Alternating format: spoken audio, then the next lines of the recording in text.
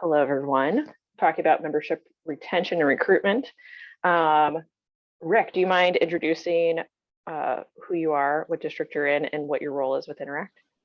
Sure. So Rick Tabor, Hawaii. So I'm lead co-chair for Oahu's RILA. And I was just telling Kate, and you heard me. So we did an all island RILA just a few weeks ago. That was pretty remarkable. Interact wise, we don't really have Interact. It fell apart. So I'm here trying to figure out how to do that. And I'm just going to throw in, it's not that I don't know how to recruit and I don't understand Interact, is that there just is not the energy here. And for 3 years, I mean, just even pulling off the RILA has been kind of tricky. We also have a Peacemaker video and speech that we do. Brian is floating around out there from my club also, Rotary Club of Honolulu. And it is like pulling teeth to get things to happen. One, our club maybe is part of that energy, but it's also the island, the island of Oahu. What I learned from RILA is that the outer islands have their Interact. Those have been well established, going on for a very long time. What we have on Oahu is a lot of folks aged out, and I think balls were dropped. I'm just going one step further. I have a cousin that's an administrator for a very large school here. I have tried for 3 years to work with her school. She's very motivated to get it happening. We've had their students at our Interact. We've had it at that level too. We can't get a teacher to step up to be an advisor. I can't, maybe a bad word, but it's been very difficult. I've had many leads and done a lot of trying to connect with them. We've had the students try to make it happen, and that's kind of my hurdle here that I'm trying to Brian and I are trying to listen for today to try to figure out how we're going to pull this off. We're going to pull it off. So I'm just going to listen and see what happens. Thanks, Rick. Tom, would you like to introduce yourself? Hi, I'm Tom Nelson. I'm in District 5500, and I'm the incoming Interact chair. And the current chair and I have worked together closely. I was the Rotaract chair, and we need to regrow, and we're down to 10 or 11 clubs in the district. So, and I know we can do a lot better. And this last year certainly didn't help anything. And so we're just hoping that, you know, as the next year comes on, we're in Arizona, you know, we're wide open again. So, and everybody's going back to school. So we'll see how that all plays out over the summer, and hopefully we'll get back to normal coming up here in the fall. And hey, Rick, I just wanted to, you said you're on Oahu, huh? Because I'll be coming into the Big Island as soon as fairly soon, and we'll touch base before then. And I'm a computer guy. I'm run a hosting company and a few other things, and so I'd love to talk to you more about that the program you were talking about. Okay, we'll do that. Let me know when you're coming. All right. Making RILA connections outside of the meeting. Yes. All right. Erin, would you like to introduce yourself, what district you're from, and what your role is with Interact? Sure can. My name's Erin. I live in Fresno, Central California, and I'm a high school teacher, and I do the Interact Club at the high school. Our club is very small, a lot of young kids, can't drive yet, that kind of thing. So a lot of freshmen in my group. It's interesting, Rick, when you were talking about getting a teacher to step up. I kind of filled in for a teacher who kind of dropped the ball. And I started it 2 years ago. And then as I started learning more about what Interact was, I was like, oh, this is cool. Oh, this is really cool. Okay. But it's kind of not confusing. It was advertised to me as a volunteer thing. And so I'm into service. It's tricky for me to figure out. We got a lot of kids who want to do service, but they just want to like show up to this place. Not a lot of like leadership yet. So I need to recruit more kids like that and kind of train them. So I'm excited about that. But I think too, finding teachers, like administrators who know their teachers real well, who have kind of a coaching background or love being involved in their communities, they're out there. I will say this, I'm shocked at how supportive Rotary is. I was very hesitant at first because I thought I'd have to do a lot by myself. And that's why I bet you teachers aren't doing it, because they're kind of overwhelmed. So once I learned how to lean on people for support, I was like, oh, this is wonderful. So maybe that road could be helpful for teachers. All right, Good to great know. introduction. Could you move to Honolulu for me? Sure can. I would love that. We'll definitely be looping back to you. Next up, Gordon, would you like to introduce yourself?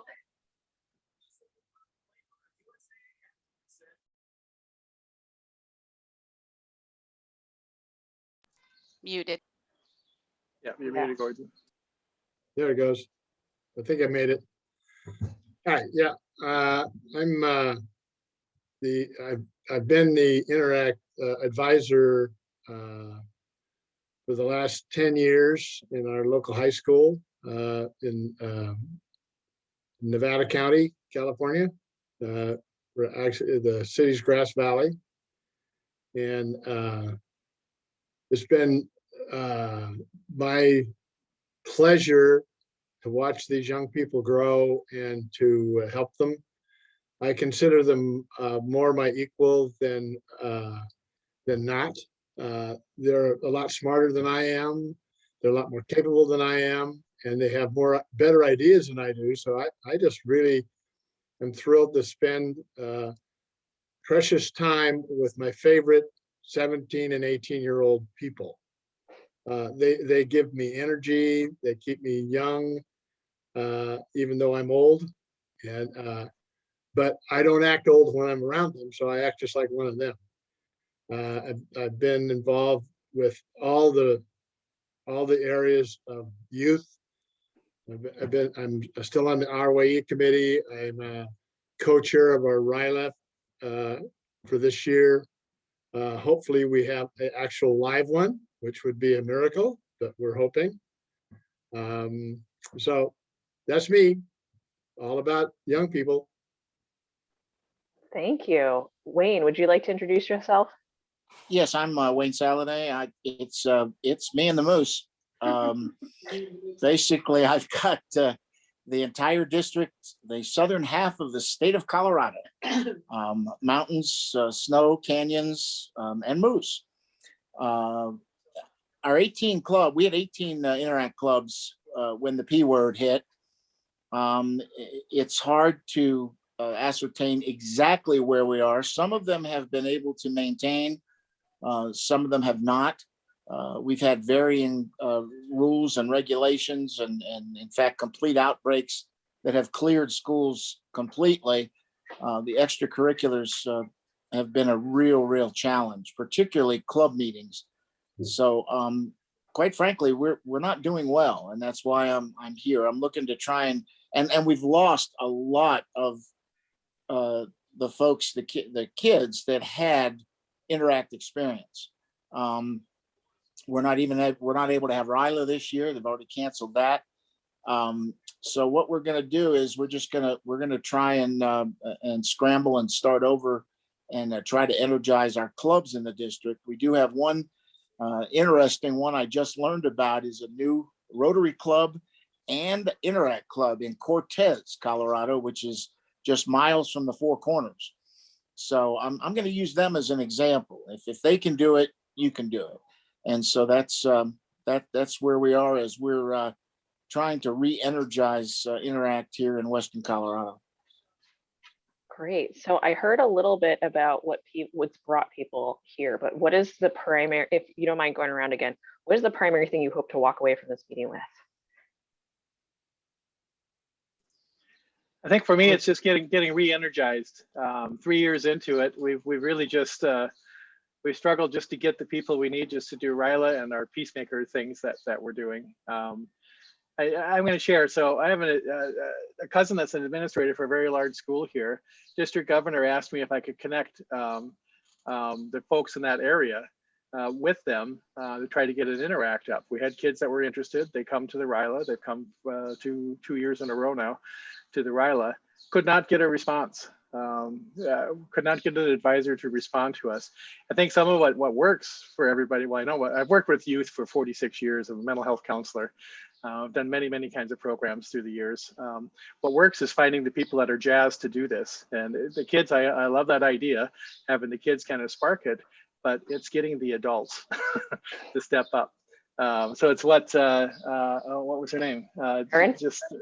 Erin just said, about being worried that it's a lot of work. I don't know if that's what it is. Hawaii, we're very unique here.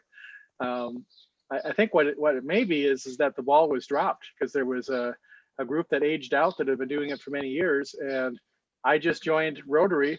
In a Rotary, they had a call to action and asked if anybody had any youth experience. I stepped up. Next thing you know, I'm co-chairing this, and I've got to invent it, right? So, and it's on an island, so you got to fit into its culture as well. And each island has its own unique personalities, if you will. Oahu definitely having its own.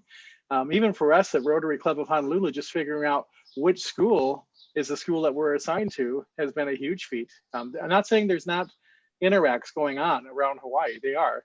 Our club has just had a very hard time finding, a club that wants to, and other clubs have had a hard time getting it going. And so, this is before pandemic I'm talking about. Pandemic hasn't made it any easier, but I've been doing it now with our club for 3 years. And so for me, I'm just looking forward to this entire morning, which by the way, we had to get up at 6 a.m. to do this.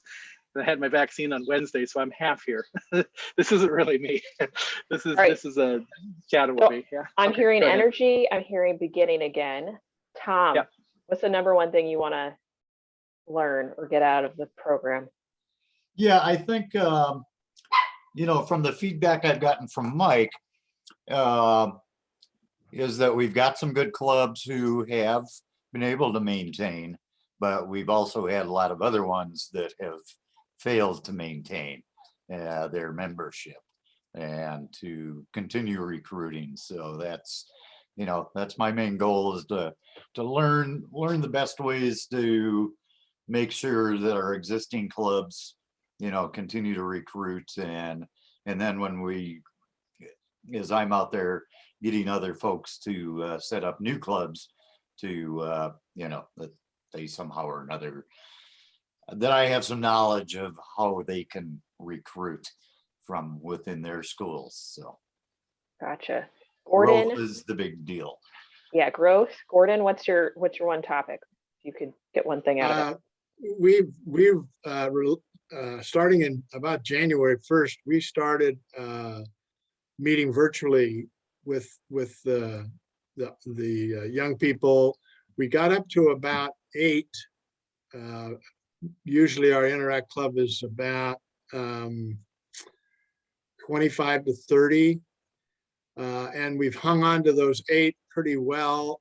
Every once in a while, they'll recruit somebody to come to the virtual and they'll participate for a little bit. We did a couple of things that were fun. We had a Christmas tree pickup for a local community, and we had about 5 interactors, a couple of Cub Scouts and their family, and all the families came. The interactors and their parents and everybody, because we were supposed to be socially distanced. And so we did all that, and it was very successful. And they had a great time.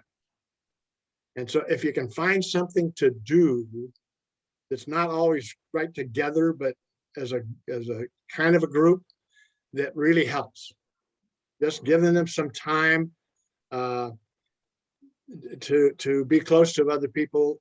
We were all masked. We didn't, do anything out of the ordinary, but it was just a pleasure to be able to have some time working with those young people again. It's really great. All right, Erin.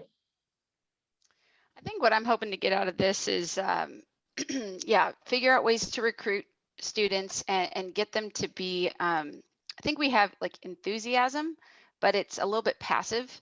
So I think creating a culture where people want to become leaders. I think a lot of people are like, if you just tell me where and when, I'll show up. And what's happening is it doesn't, that's, I think it's just kind of growing that Rotary culture, that spirit of service.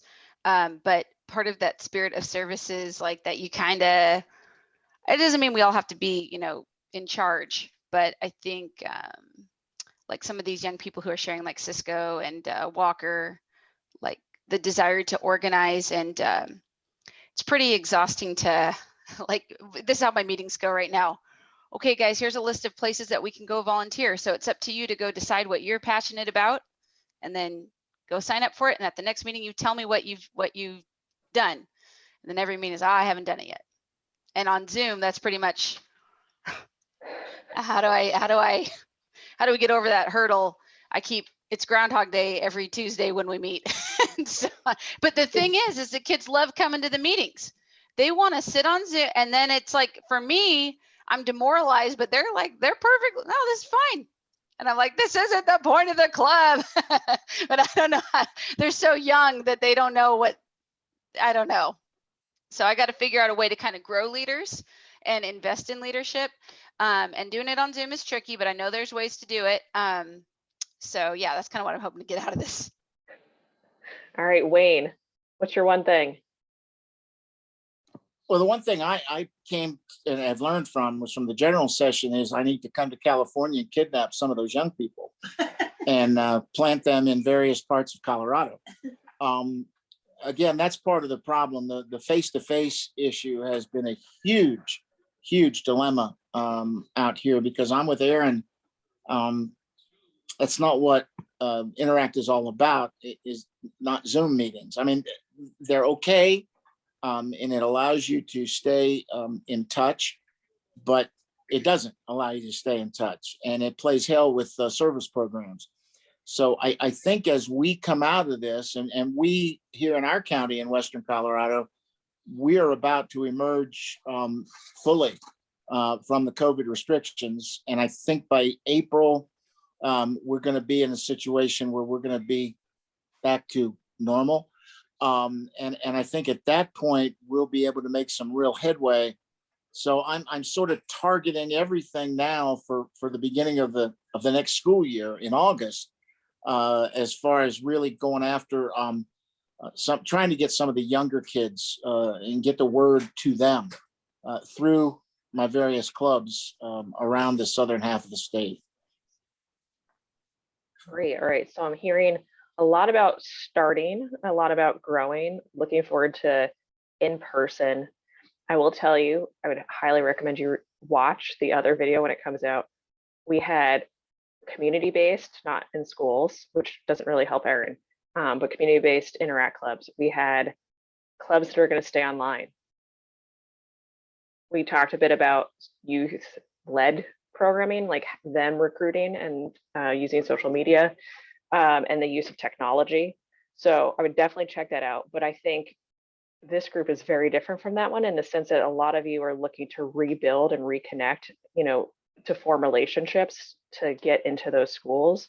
So my question would be, Erin, to put you on the spot, if you were to be pitched, right, like what is it you want to hear from a Rotarian to get that door open? Oh, or what is yeah. going to open the door? Well, I'll tell you, okay, so I can remember a couple things. You know, I work for a very, it's a great school district. Right now it is a tricky time to rebuild, but it's also not. I think this is a great opportunity. So the Rotarians who connected with me, one is one of the there were two of them. So there were two retired men. One he used to be a counselor at my high school and very personable, you know, kind of easygoing, and made it feel simple to participate, very conversational. And I think it's an interesting time for teachers right now. We're kind of like, we're just kind of fried, you know. But I think the cool thing about Rotary is that it reminds you of like sort of why you got into education. I mean, it really lends itself to teachers, but, and this is a bad thing about public education, a lot of teachers are very used to doing things all by themselves, right? So we'll work really hard all by ourselves. And so a lot of teachers struggle with collaboration because it's, it's a little bit of a loss of control and stuff. And a lot of schools, unfortunately, aren't collaborative. Like there's a big push to make schools more collaborative, but it requires systematic connection. So my Rotarians, they'd show up when they said they were. They'd buy the pizza for the kids. That kind of helped get people to come in. I know right now it's tricky, but it won't always be like this, the online thing. And then they just reminded us of the history of Rotary. They would talk a little bit about that. They would share these things. The missing link for us was we didn't actually, when I hear about Art taking kids to Kenya or something like that, we didn't ever get to that point.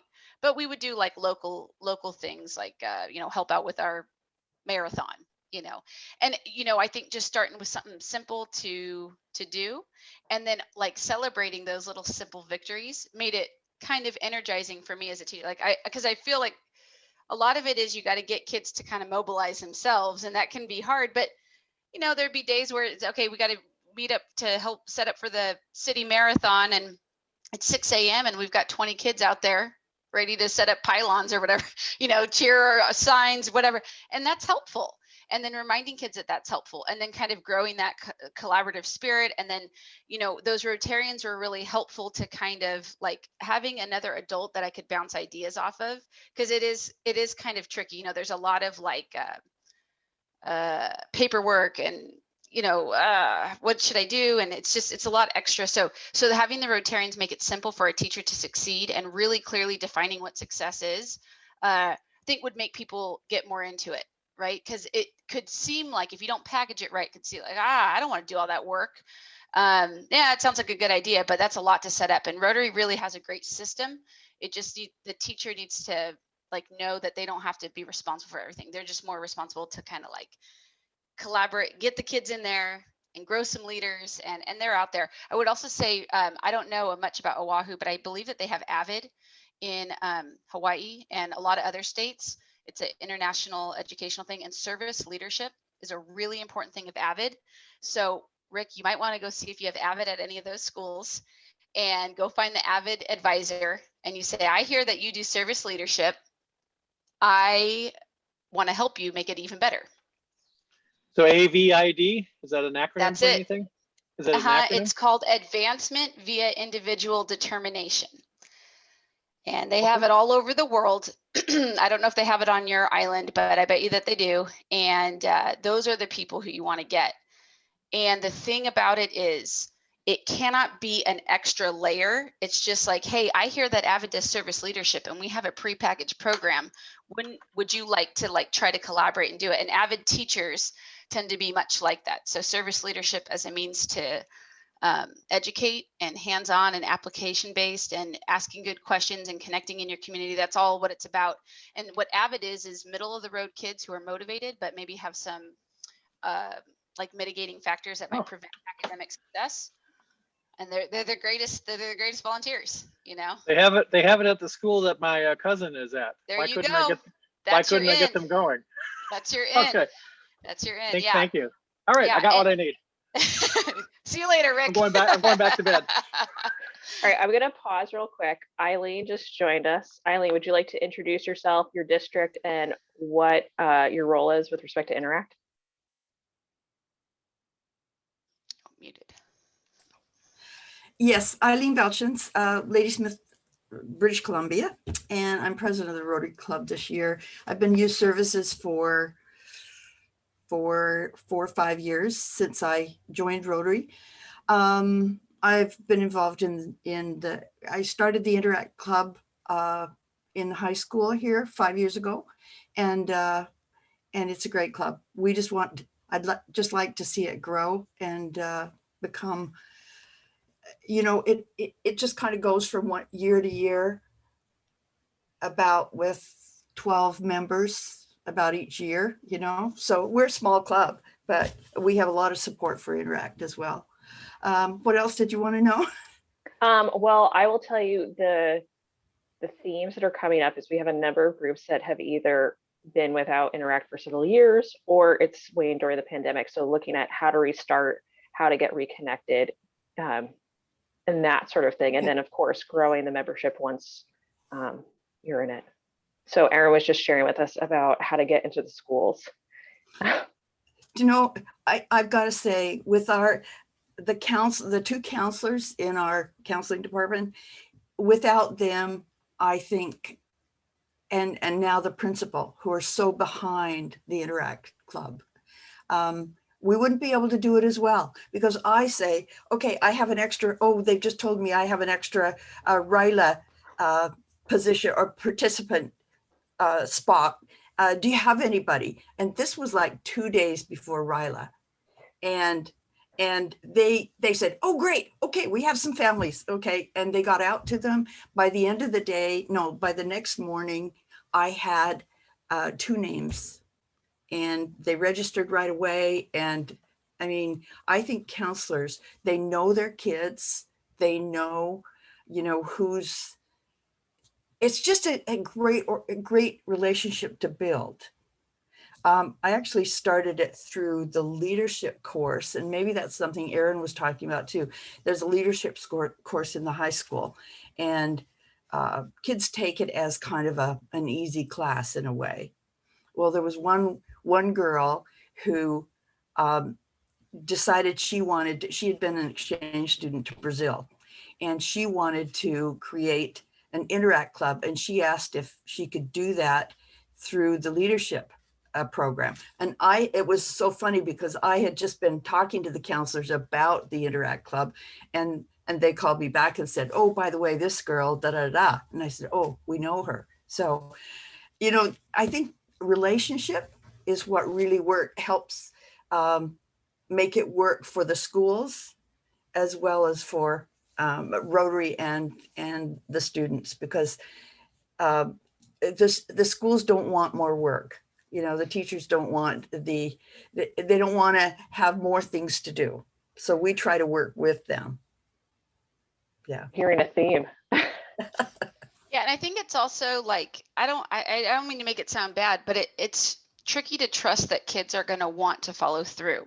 So I think that's sort of what it is. It's like, you're nervous that kids won't do the thing that they said they're going to do, but a lot of them will. It's just, there is sort of like that, I'm not sure, that skepticism. So kind of building that. And when you've got a group of adults who, usually Rotarians are retired, so they got a little extra time on their hands, they got a little life experience, and tends to be a little bit of a calming thing. Like, I know sometimes we'd have our meetings and guys are just kind of like having a conversation, and they're just sort of slowly easing into it. I'm like, hey, we gotta go. And I have learned, like, oh, we don't always have to be like that. But it took me some time to kind of get comfortable with that. So it's been wonderful, but it took me a minute to get comfortable. That's a really good point too, Erin. Our group, they meet once a week, but they meet from 11:35 until 12:05, and that's their lunch. They're finished with their meeting, the things everybody taking a job, and what are they going to do, and these are the things on the agenda, unless we have a speaker, in 15 or 20 minutes. And we take that to our Rotary Club and say, hey, you guys, this youth group, they got everything done in 15 to 20 minutes. Why does it take us so long, right? So, I think we've just allowed them to be the ones to decide how they want to work. And sometimes it's been, sketchy a little bit. You want them to work more in a more organized way, but sometimes it really helps with the energy. For those of you who have active Interact clubs, generally, what do your club meetings look like? Do you have weekly meetings? Do you have programs? Is it a half an hour? Is it an hour? What does it look like?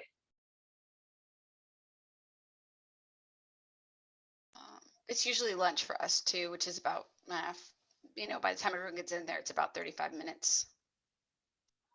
The club here in Grand Junction that I'm most closely affiliated with is lunch meeting as well. And they do it in 35 minutes. 2 of the students go and bring the lunches back on a cart, and they eat in the classroom during the meeting. But the reason they can do that in 35 minutes is they don't have happy dollars. They don't have fines. They don't have all the mundane brouhaha that goes on with a Rotary meeting. So. Fair point. Tom, do you have anything to add about meeting? Not too much. I haven't, this is my first year of really zoning in on Interact. So my understanding is most of them are actually after school here, and they typically take an hour, and but I'm not sure that that's true with every club. So I don't have good input. Sorry. Gordon, how about your meetings? When are you doing it? They meet every Tuesday morning at 8 o'clock before school. And when school's in session, they would meet and they'd be done in about a half hour or less. So they could go from there to their first class. It worked very effective. My wife and I both help send little reminder notes that remember today's Interact meeting. Make sure all your members know that the meeting's today, and we remind them. It's just helping coach a little bit. So I think that's, and they do some planning. They did a couple of things at Christmas time. They did a gift tree thing at Walmart that do gifts for needy kids for Christmas and stuff like that. So if you give them some thoughts and ideas, they will pick up on it and they will go try it. And it's just very hopeful. I mean, it's frustrating, yes, but it's very, very hopeful. Yeah, and I would ask as like a follow-on thought, who chooses the meeting time? So we heard from a group that's community-based. The students move the meetings from after school to lunchtime when sports started to open up. Then they're looking to move it again. We heard from Naomi, the district governor in Hawaii, that students are asking to meet on Sunday afternoons because that's what fits with their schedule. So who sets the meeting time? Is it the school district? Is it, how does that come to be? For us, it's the students decided that what they wanted to do. And that's what we do. Erin, how about you? I was just typing a note in the chat. I was saying most effective tutoring or meetings takes place during the school day. It helps get, you want to get teachers involved, don't ask them to do it on Sunday afternoon. So I know that might work for kids, but lunchtime or sometimes right before school can work, but that's a little tricky because of the time. Usually after school prevents a lot of kids from being able to go because of transportation or sports. So I know that lunch can be abbreviated, but it really helps focus your meetings. And if your leaders can get there, 5 or 10 minutes early to get set up and get themselves, whatever they need to do, that's nice. Sounds good. Eileen? Yeah, I think they're the same thing. They're very efficient with their noon meeting, and they set it up initially, and it's been the same time since the inception, since we formally set it up, and we let them do that organizing. So they're on Instagram, and they have their private chat on Instagram, and the president, we have actually two co-presidents, and they remind people every week. We set up a Zoom meeting now. We set up the Zoom meeting and give them the link, but they contact everybody. And if ever you want to talk to them, you just go on Instagram and they're back at you immediately. So, I mean, that's a really good communication tool for us with them. But we really let them take the lead, and we're there when they need us.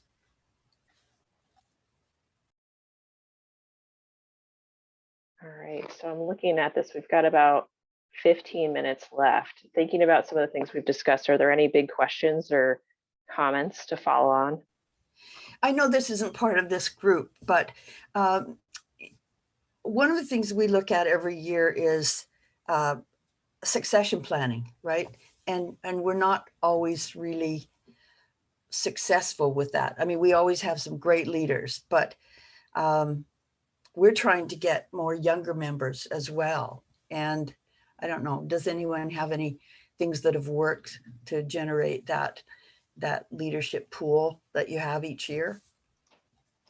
I think one good sell is the Rotary scholarships and being real clear about those and what the criteria is. Like, unfortunately, we had a lot of applicants to the Rotary Club scholarship, but they weren't all of our Rotary Club kids who were applying because they didn't really meet the criteria. So here's who usually applies and wins them: are leadership kids, like the kids who are class president in ASB, the biggest athlete, you know, which is great, but you need to get those kids in your club, and then that helps recruit as well. So advertising the scholarships and the college like pull, but I think the trick is not making it seem like it's so difficult, because what ends up happening is the kids in the middle, like the avid kids, Rick, that I was telling you about, it can be very intimidating to get people to want to volunteer, right? Like, oh, it's going to be this big, huge thing. I'm going to have to, and it doesn't. You got to make it real simple to be successful, but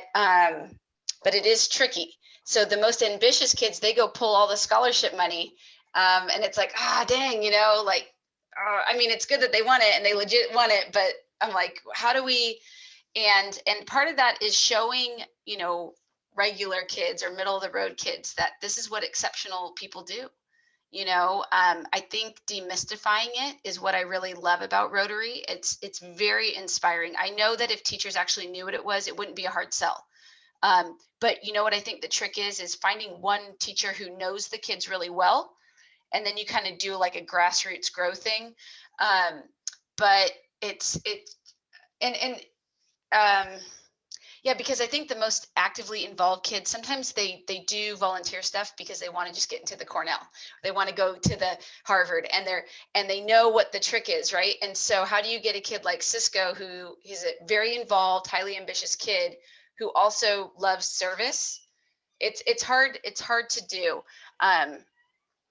but I think you can do it. It's just, you really got to know your students, and that's why teachers and counselors, like Eileen was saying, are really important. And then really supporting that teacher to like make it easy for them to want to keep growing and building. So like some easy things are, here's a list of what we need and when. And then what can start happening is once kids are starting to participate, they're like, oh, this isn't bad, it's a couple hours on a Saturday, it's this, it's that. Then it's like, now we can start shifting into the, you know, building a tutoring program, or you know, going to Kenya and helping get walkers to polio survivors. You know, those are some pretty ambitious things that are wonderful. And if you really think about it, like, I think that's what my takeaway is like, yeah, Kenya trip has a lot of moving parts, but that's a doable thing. And it's not so different than the amount of coordination that setting up an online tutoring program is. You know, they all just have a couple of steps to execute. So it can be awesome. It's just, it is a little bit of work, but I think it's doable. Well, and I think this is I'm just gonna say a great time to plug, reward what you want to see. We have reworked all of our Rotary scholarships to focus on overcoming and service, and not on the top 1% who are already getting scholarships elsewhere. So if you're trying to grow your Interact clubs, think about that. It's incentives for them, so that we invest in them, they invest in our service, you know, community, and then we invest in them again as they embark on college. I heard someone talking though. Yeah, that was me. So I was just going to ask, is there, so not to recreate the wheel, is there like a bulleted little handout that could be sent to us with what the steps are for an Interact that we could share with a teacher or someone? Or is that something we do have to invent? I'm hearing a lot of good ideas. I'm just wondering, again, here in Hawaii, you know, if I got that to my cousin that she could get out to the teachers, you know, would that open the door? Part of our problem here is we don't have the connections to the schools in the same way that a lot of you do. And so again, I'm in mental health. I'm also a developmental disability specialist. And what works is they know me. That's what works. In the schools, they don't know me. I'm just somebody calling, asking them to do something. Go ahead. I see you raise your hand, Eileen. Yeah, I was just thinking, because when we started Interact, sorry, the principal that we had there at the high school, she was not supportive. I mean, not only was she not supportive, she wouldn't even meet with our the leaders of Interact, and she wouldn't meet with me. I was the advisor, and it was so, it was so unusual for us to have that kind of experience. But our president, she kept going to the principal and just being really nice and saying, this is what we want to do, and listening to what she said back. And she's not there anymore. She was gone after 2 years, but her ideas about Interact and Rotary changed over those 2 years. But now we have a principal, and he is just gung-ho. I mean, he writes letters for our grants that, and all you do is you go in and you introduce yourself. I mean, Rick, you can go in and introduce yourself as who you are, and that person will take what you're offering to the school, I think, and be grateful. I mean, that's what I think. I think you have to engage those leaders, and like Aaron said, make it easy for them to bring you in. Yeah, it's worth it. Yeah, so we've tried all of that too. And actually Brian, who's here, his son is in high school. I mean, so again, Hawaii is unique. It's a little bit different than a lot of places. I won't get into all of that because we don't even have time for all of that. I'm hearing really good ideas here though. So. Well, and yeah. I think, I don't know everything that you're talking about, Rick, but I know a lot of people are suspicious of like, why do you want to do so much community service? Like, what are you really getting at? And I don't know where that comes from, because it's a good thing to do, because,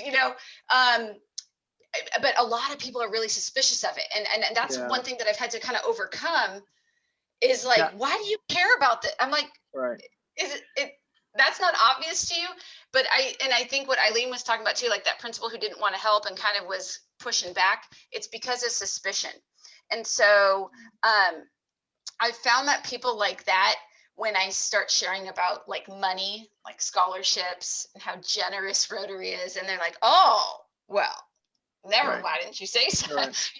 Oh yeah, we love community service, but a lot of people provide lip service to community service, and that's just, sometimes people like that are in charge, and I've been around enough to know that that's sort of part of the game. But what people love is, when you do get one small win and like you get on the news or you get in the newspaper, all of a sudden that principal that's pushing, that's in her office, and so and that's okay. Because I think if you're really good at this kind of thing, you don't really care about who gets credit, and then it kind of works itself out. But I hate fighting those uphill battles on stuff that we should all, this isn't a divisive issue. Why are you making it so hard for me to support you? So bring news articles from California. Well, last year I wrote the Ryla story. I work now with Generations magazine. So before I was actually working with them, last year I wrote the article, and this year, because we went virtual, so Generations focuses on our kapuna elders, our seniors here, and because our committee pulled off the virtual, now I work for Generations. I wrote another article, but more from how us elders pulled off this virtual world, which is really about teaming with the youth. So that'll come out in the April edition. Actually, we just completed it yesterday, the final edit. Here, what it is we're very laid back, and so people don't want to be real active, and so we're asking them to do something. What I will say though, what I think we're going to have, because I don't want to be all negative here, we recorded our entire 18 hours of Ryla. Saturday was 14 hours long because the youth did not want to end. They were presenting some of the most powerful service projects that I have ever seen, and they put them together in like 2 hours. Their PowerPoints were, so it's all recorded, and we're hoping to kind of spin that into directions that can spark some things here. What's interesting though is at the end of that, even though they had these remarkable ideas of what needs to happen, when we've called them to see if they want to follow up, because we have some money left over. We had a lot of donations, so we got money left over that we would scholarship them or help finance their projects. They don't want to. They're done. They did it. They presented it. which is kind of, I'm still kind of mystified. It's kind of like, hold it, you put all that into this energy that you're going to save the world, but you don't want to take the next step. So it's just, Hawaii's unique. I don't think Thank it's you again. unique. I'm just going to throw out there. We Yeah. have students who Sounds are looking normal. for the A in RILA. Yeah. And they ask us, how do I be successful in this thing? And we tell them, there is no way to be successful. Pick your weaknesses and work on them. Right. But to Erin's point, they're looking for direction and simple guidance as to like, how do I do that thing? I think switching the mindset to them realizing that they get something out of it rather than they're checking a box makes a big difference. Yeah. But it's hard to turn that corner. Yeah. This is very helpful. Thank you for letting us vent and hear and get some ideas. I appreciate it. Yes. I got my thank you energy all. back. Waking up. Thank- Thanks, Erin. Thanks, Eileen. Thanks, Kate. I was with Everybody. another group and I got what I needed there because I that way.